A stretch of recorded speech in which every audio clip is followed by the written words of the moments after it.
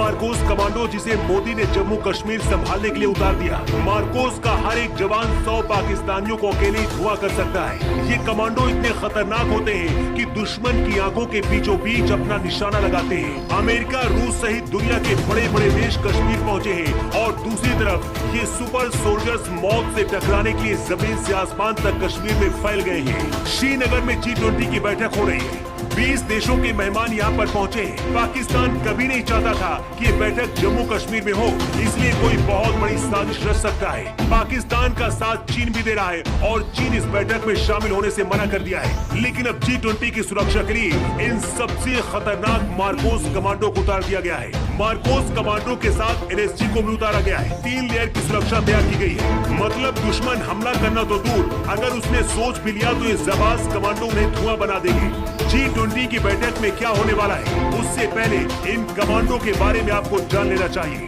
Marcos commando बनने से पहले हर जवान को मौत और नर्क के दरिया को पार करना पड़ता है। 95% जवान इस दरिया को पार ही नहीं कर पाते हैं और बाकी के जो 5% बचते हैं उनमें से कुछ मार्कोस कमांडो बनते हैं। इन मार्कोस कमांडो को भारत का नेवी सील्स कहा जाता है। इन्हें भारतीय नौसेना के लिए तैयार किया जाता है, लेकिन ये जमीन आसमान में कहीं भी दुश्मन से लोहा लेने के लिए ट्रेन होते हैं। मार्कोस कमांडो की ट्रेनिंग अमेरिकी नेवी सील्स की तरह होती है। मार्कोस फोर्स में फिलहाल 1200 कमांडो हैं। ये फोर्स 1987 में बनाई गई थी। इन्हें दुनिया के सभी आधुनिक हथियार चलाने की ट्रेनिंग दी जाती है। मतलब मार्कोस को आप सुपरमैन कह सकते हैं।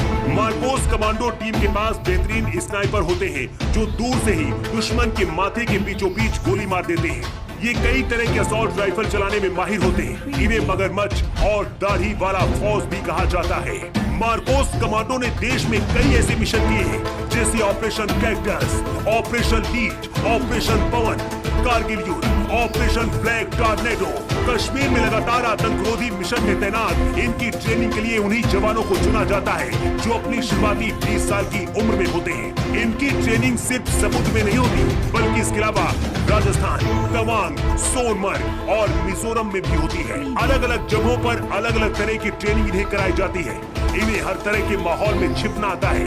दुश्मन की नजर में कभी भी गायब हो जाते हैं और अचानक से अटैक करते हैं। मार्कोस कमांडो बनने के लिए सबसे पहले 3 दिन की फिजिकल और एप्टीट्यूड टेस्ट देना होता है। 80% जवान यहीं से बाहर हो जाते हैं। इसके बाद शुरू होता है नरक का हफ्ता, जिसे हेल्स वीक भी कहा जाता है। यहाँ बहुत ही भयानक और खतरनाक ट्रेनिंग होती है। शुरुआत में कई दिनों तक जवानों को सोने नहीं दिया जाता है। कमर तक कीचड़ में सिर पर 20 किलो वजन लेकर दौड़ लगाना पड़ता है। इस दरिया को जो पार कर गया वो मार्कोस बनता है।